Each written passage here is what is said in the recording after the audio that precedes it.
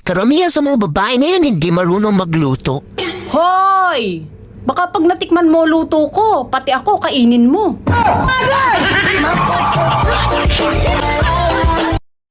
Bukod sa okra at saluyot, Aha. ano pang alam mong madulas?